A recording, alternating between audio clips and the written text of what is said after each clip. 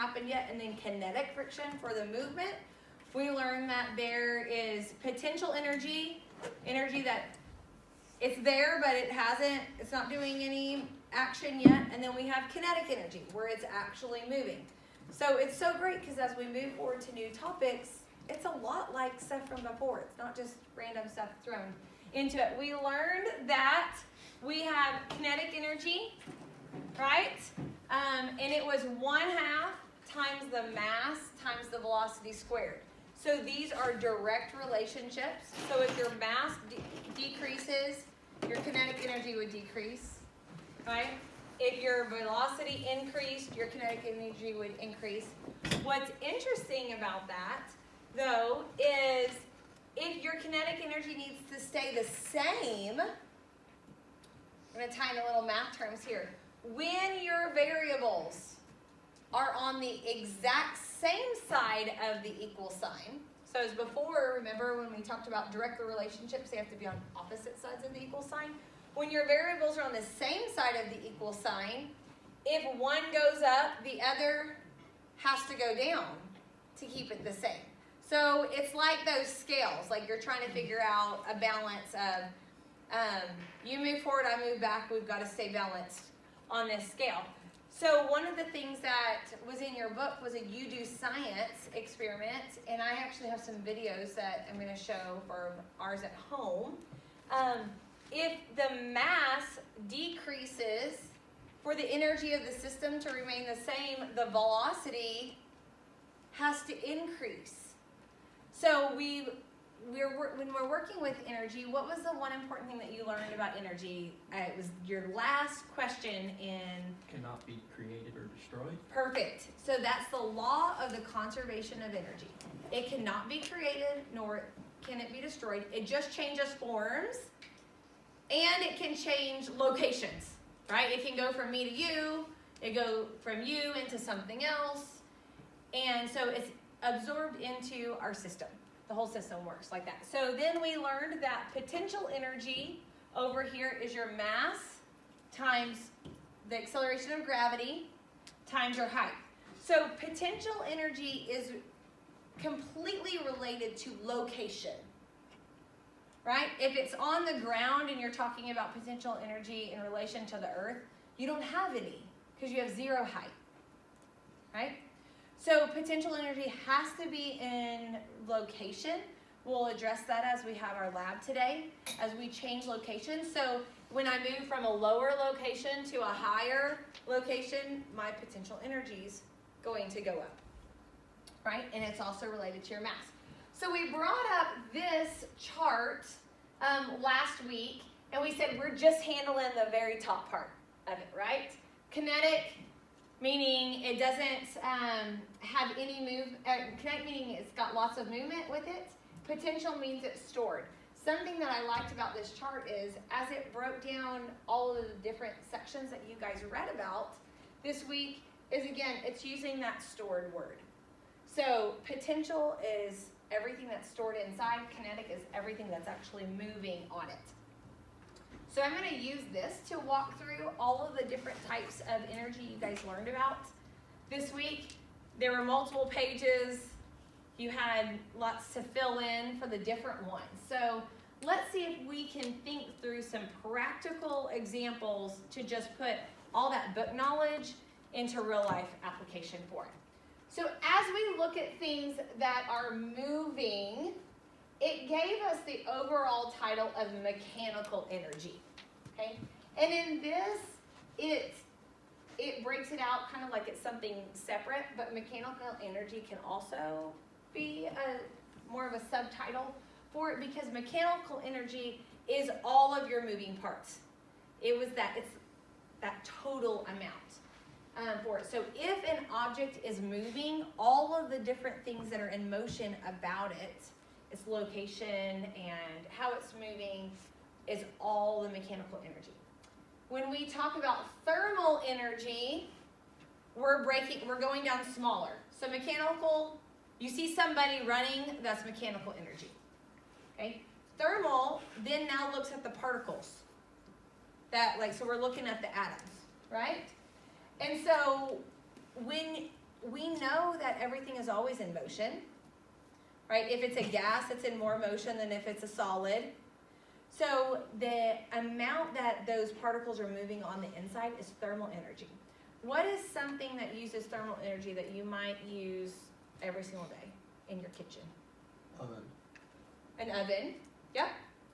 Oven, a microwave. Microwaves send it through there. I love, they had a really great description of it, that the microwaves cause the water molecules in the food to start moving faster. When they move faster, they're rubbing up against other things. Rubbing is friction. Friction releases energy in the form of heat, and so then it heats up your food. So if you, a great trick is if you have foods that maybe don't have a lot of water in them, like a roll, like bread pieces, things like that, if you dampen a paper towel and you put it in the microwave on top of it, it will heat faster and more thoroughly than it will without it. Because you're using the water in that paper towel to now transfer that energy into the object that didn't already have water. So that's just a way, you know, for me, that was just something that my grandmother did. You know, and she's like, oh, put this damp towel on it whenever you put it in the oven or when you're dropping it in the microwave. Well, the science behind it is we actually needed those water molecules because the microwaves affect the water in it. And so then we can transfer that heat. Electrical energy, it says, was particles moving through a wire. We had talked about cohesion and adhesion. Remember whenever we put the paper towels in the water and we watched the water, you know,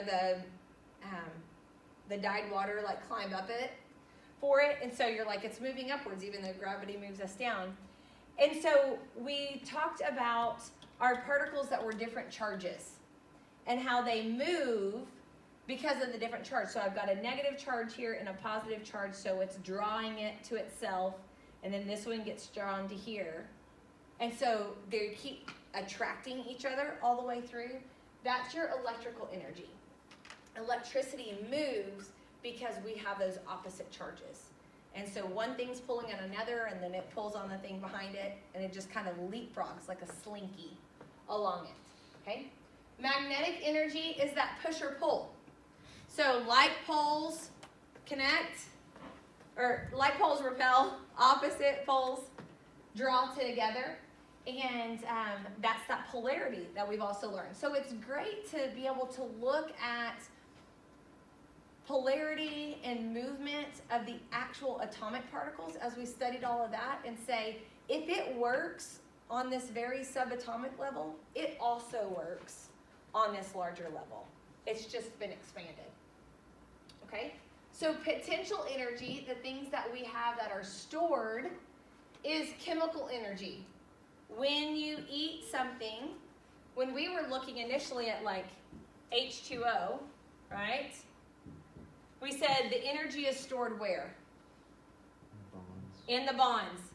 So energy is released or absorbed by breaking bonds or by forming bonds, right? So chemical energy is the energy stored in your food because your body is having to break apart all of these particles to be able to use them in different parts of activity or your brain or whatever. So that's what's stored in the fuel and food. So elastic energy comes with, it says stretched, it can also be compressed, right? So a spring, if I compress a spring, it wants to expand. And so when I compress it, it has the potential to spring back to where it's at. Who ever played with a Jack-in-the-Box when they were little? Did you ever have a wind-up Jack-in-the-Box? They're terrifying. So that's an example of potential elastic energy. We have pressed it down into that box. That spring is compressed. As soon as it's released, it's going to bounce up, right? We have some tennis players in here. That's why tennis balls bounce. So they get compressed, and then they are going to spring back and push back against the springs. The great thing about tennis, I would ask you, Ben, does your racket matter? Do your racket strings matter? Why? Because they're different stiffnesses. They're different stiffnesses. So different stiffnesses, when you have a tennis racket, what do you find? If it's stiffer, what does the ball do? It just has more control. You have more control if it's stiffer. Okay, so as this ball hits these strings, we have two different things happening. We have the ball compressing, and what did we learn when we were talking about force? Every action has an equal and opposite reaction, right? There's always something else pushing on it. So as the ball is pushing on the strings are also pushing back on the ball.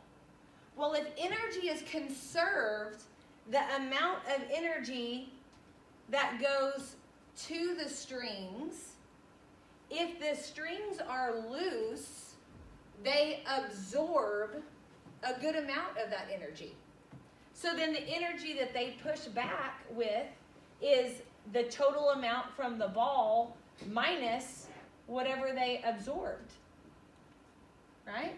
So if these strings are stiffer, or like a wall, and they're not absorbing very much, how much energy is going to go back to this ball? More, because you're not losing as much. So the ball is going to react differently based upon the energy that's being given back to it. And so you're always, sometimes we talk about losing energy, it doesn't actually get lost, right? Because it's never created or destroyed, it just goes somewhere else. So if we have more go to the strings, we have less of it that can go back to the ball to make it go in the opposite direction. So that's a great example of, hey, I just know that this racket helps me have more control, or this racket hits the ball harder this way, or I can lob better with these strings. It's because of the energy transfer from the ball to the strings back to the ball. Again, right? Nuclear energy is always stored in that very center. We learned that there were two different nuclear forces. Who remembers what the two? Strong and weak. Strong and weak. Yeah, strong and weak. And when we have forces that are held together, we can go back to this and say, there are bonds that hold it together. If bonds are present, then energy is present. So we're basically just kind of substituting those words with it. And then we've got gravitational energy. So energy stored in an object when it's above the Earth's surface. This gravitational energy, we typically don't talk about it just like gravitational energy. It's usually all combined with potential energy because they're tied together on it. So I have a couple of videos from the You Do Science. Did anyone try the You Do Science at home? All right, let's see. Okay, so the You Do Science talked about, it actually was a basketball and a tennis ball, and we used a basketball and a golf ball. So I've got this large mass of this basketball. It has potential energy. Now, if he were to raise it higher, it would have more potential energy, right? So he's going to drop it, and it's going to bounce back up. And we're going to look at about where that it stops. So right now, we're at 1, 2, 3, kind of 3 right there on the garage.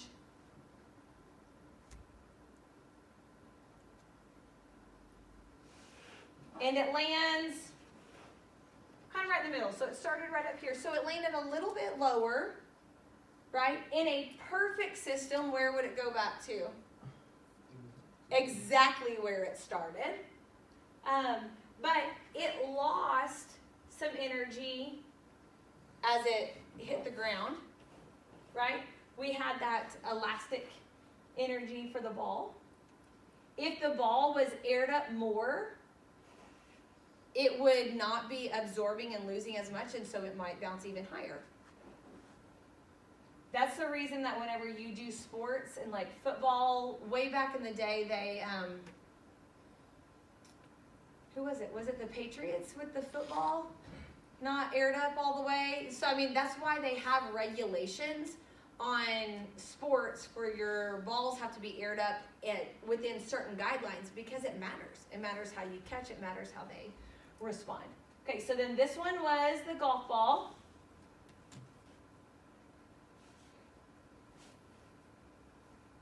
And what I thought was interesting about the golf ball is that it didn't return to the original location as close to what the basketball did. The basketball got pretty close to where it had started, and the golf ball did not get as close. Okay? So if we were to look at these in comparison, we're dropping them from the same height. The gravitation is exactly the same. What would have been different between their potential energy? The mass. So we've got this golf ball with a lower mass, so his potential energy is going to be lower, right? Which means the kinetic energy is going to be lower, the amount of energy that gets put back in. That explains why it didn't bounce so high. So let's look back at, so this one they said to put the smaller ball on top of the larger ball, and you're going to drop them at the same time. We're going to see what happens.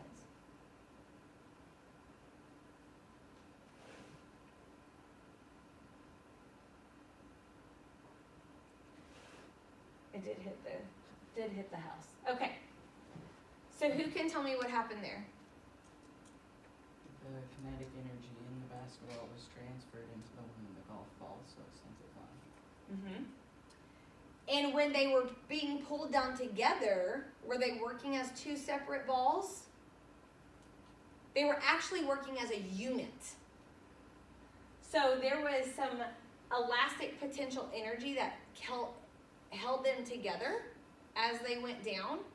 And so now, instead of being one mass, a large mass and a small mass, now they were actually one bigger mass together. Okay, so now we have a bigger mass than what we started with in the first place, and we're still dropping it from the same height with the gravitation. And so as it hits, you have more energy going into the ground because we have that one big mass is going into the ground, and the ground is now pushing it all back up, and the energy is going back through the basketball and into the golf ball. And then when we look over here at our kinetic energy one, we have our energy in our system stayed the same, but the mass of our golf ball is small. It's smaller than the original one. So what did the velocity have to do? It has to skyrocket to keep that the same. So that's how the whole system, we're keeping our system the same, but now I have a whole bunch of energy that's being transferred to something very small, so it's got to go a lot faster. So it rebounded faster and further than either of them did together. All right. Let's see. That is not what I wanted to do. Okay. So we talked through the different forms. And I have, okay. I have some videos for a couple of other conservation of energy things. So we're going to look at this video for Newton's cradle. And look, I hate ads. I thought it would not give me an ad if I did it beforehand. Hopefully it's nothing inappropriate. So as they go through the different processes, see what we notice.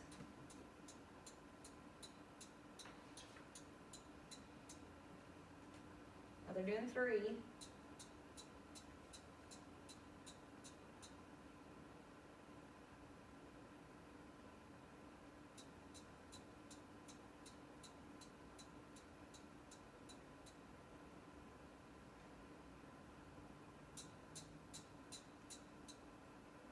Okay, so what were some things that we noticed about the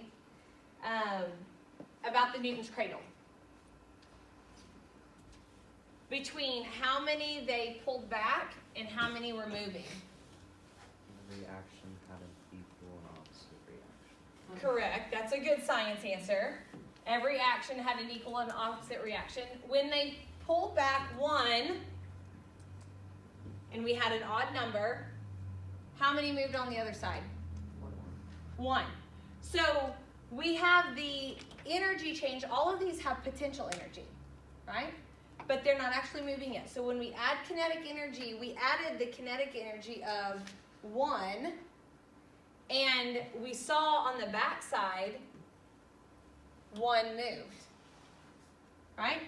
So when they changed it and they added 2, how many moved on the back side? 2. So when it hit, and it hit the 3, then the outside 2 moved. The one I think is super interesting is when they pull 3, you now have the energy of 3 of them moving, and since our system is contained, we still need 3 moving, and so this middle one kept transferring back between. So we pulled back 3 and released them, and since 3 are moving, 3 have to be moving on the other side. So then we had that middle one change locations. As they pulled the 2 back on the ends, why did they bounce? They pulled the 2 back and released them to the 3 in the middle, and the 2 on the end just kept bouncing. Because they transferred each other's energy. Yes. So this first one is transferring energy, which transfers to the second one, which transfers to the middle. And this one's transferring to the second, then to the middle. And what happens in the middle? They're going to hit each other and turn around and reflect back to the next thing that could possibly move. Well, this one can't move because it's attached here, so it's got to move it down the line until you get to something that motion happens when forces are what? Unbalanced. Unbalanced. So we can't have motion if we don't have an unbalanced force from last module, right? So we have a force between the middle one and the second one. However, it's not unbalanced because it had that other steel ball pushing against it.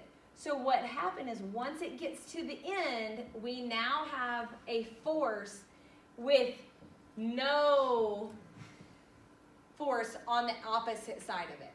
So that last ball now had an unbalanced force and it could move back out. Once it moved back out, we're back in the potential energy. It's now raised up. So gravity is going to pull it down. And once again, we go through our entire system. Do we see how like the whole system works together and how it also is affected by those forces that we learned about in Module 7? This one is a great one. It shows pole vaulting and why it works with potential and kinetic energy. I also like it because it's LSU. A little partial. Okay. LSU's men's track and field star, Mono Duplantis, just set a new intercollegiate record for the indoor pole vault at 19 feet 5 inches. There's an incredible amount of physics involved in executing the pole vault, but to really be good, you have to have the speed of a world-class swimmer, you have to have the ability of a long jumper, the agility of a gymnast, and the flexibility of a ballerina. Let's see how he put all of these things together to execute his record-setting jump. The reigning world outdoor champion from last year, Debbie Shitting. It's amazing, this actually works just based on simple conservation of energy, that all of the kinetic energy starts with ends up going into the gravitational potential energy at the top. So Mondo starts about 40 meters back from the hip, runs as fast as he can, in his case around 9.6 meters per second, greatly increasing his kinetic energy. He then plants the bar at takeoff, and it converts that kinetic energy into stored electrostatic potential energy in the bar. The bar then bends and acts like a loaded spring. The bar unwinds, giving him that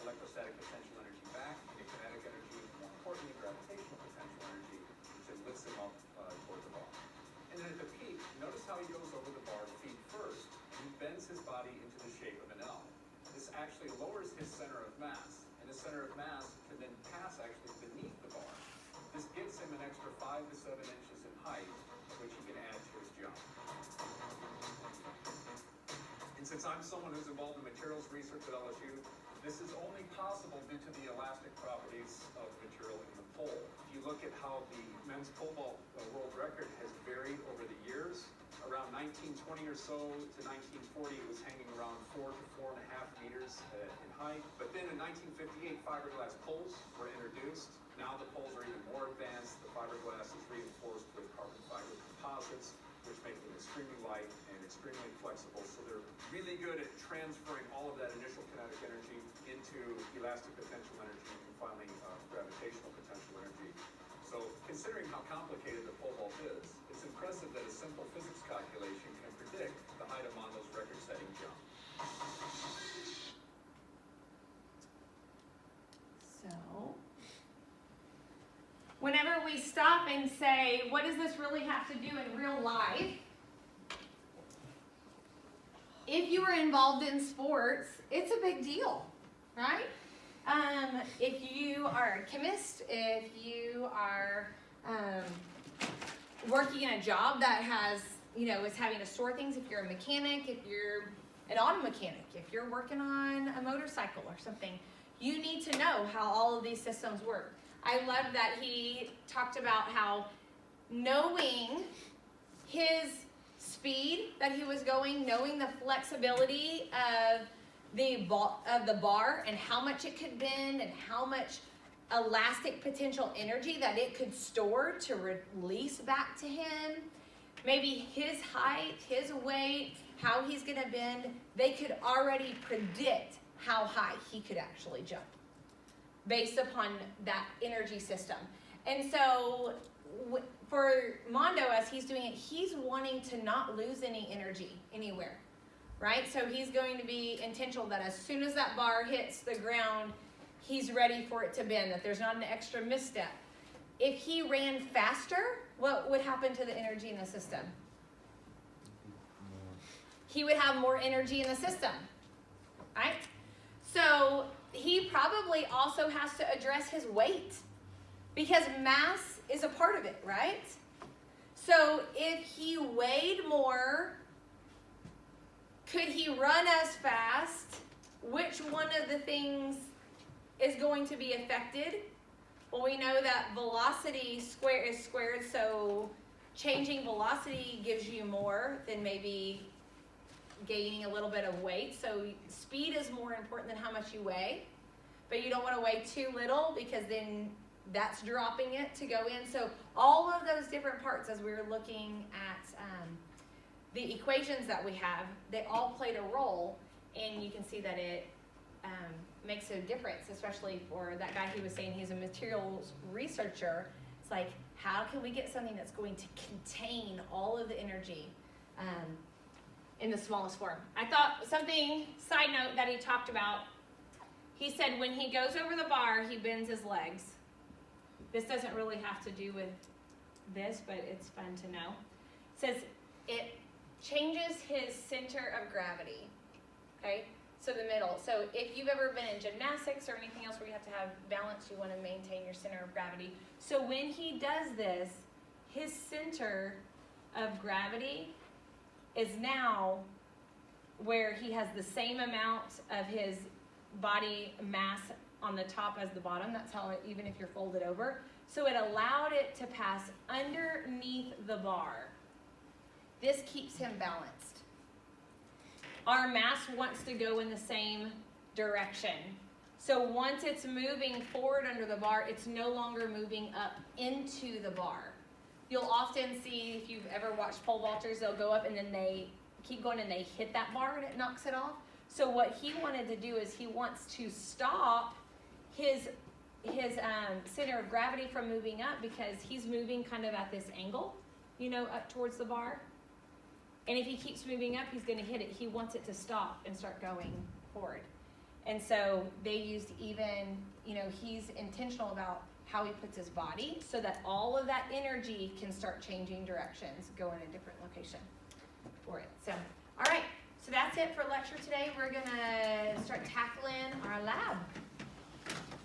Okay, y'all go ahead and turn to 552. We're gonna do a couple things over here first. Whenever we do labs and we're dealing with measurements, we have to remember one important thing. All of the measurements need to be in the correct form. Okay, so that's what we're gonna be looking at today when we're doing this lab. We wanna make sure we're using kilograms, not pounds. We're using meters, not centimeters. Okay, we're using seconds. So that's something to remember as you're working through these problems, because today a lot of what you're gonna be doing has to do with working out formulas, to find out what the weight is, to find out, well, you measure your weight, but to find out what the forces are, to find out what the power is. So we are going to be doing two different experiments. We're going to find out how different our strength is and the power that we have in our hands and the power we have in our legs. Okay, so we're going to be rolling something up on a pencil. See how quick we can do that, and then we're going to be running stairs. Okay, now with stairs, it's interesting. There's a picture in your lab book. We're not interested in the horizontal. We're interested in just the vertical. Okay, we are going horizontal, but that actually, those kind of cancel out. We don't have to worry about that. We're just looking at the vertical. Just like with the pencil, rolling something up, we're looking at the vertical. Okay, so the question is the hypothesis. Write what you predict will have more power, arms or legs. Easy. What's going to have more power? What do you think? Your legs. Nobody saying anything. Okay, so we have some conversions. Do y'all know what, how many centimeters are in an inch? 2.54. Like, Okay, we're going to have another one that you're going to need to know. 1 pound equals 0.54 kilograms.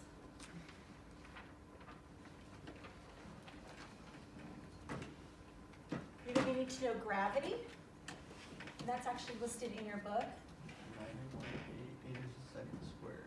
9.8 meters a second squared. 9.8 meters per second squared. We've got a meter there. We're going to be measuring something actually in inches, converting it to centimeters, and then we have to make sure we go to meters when you're doing your calculation.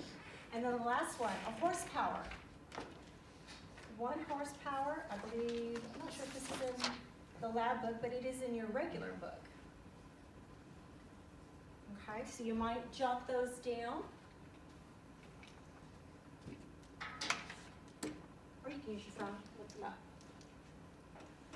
So we're going to go over here. We have a pound box of spaghetti. Please don't empty the spaghetti. That could be my dinner tonight. I want to keep my spaghetti. We're going to get about, we need 50 centimeters. We don't have a centimeter ruler, sorry, we might get some. So you're gonna have to convert, figure out how many inches you need, okay? And you're gonna tie it off. You're gonna wrap it around a pencil. You might tape it, keep it in place. You're gonna tie it around the box, so it's 50 centimeters, okay? And then you're gonna have somebody time how fast you can roll it up, okay? After we do that, I'm thinking, why don't we go ahead and get all the work done, come back here, and we can work out the rest of the formulas. So we're just really doing, if you would turn to the next page on the two charts, we're really just doing steps 3, 4, 5 on both, on the left page, and then on the right page, we're just gonna do 1, 2, and 3. When we go over to the stairs, you're going to need to measure how high up you're going to be going. So we're not going to be taking a tape measure and standing at the top of the stairs. What's the easy way to do it? What do you think? Yes. No? On stairs, are there going to be different heights? They're all going to be the same height, right? Just measure one step. Measure one step. Okay. Figure Measure out one how step much- and multiply it times however many steps you have. Yep, and that will give you. And then we need to make sure we convert it to meters. Okay? And then somebody's gonna run up the steps and you're gonna time. Don't go crazy when you're running though. Don't break anything.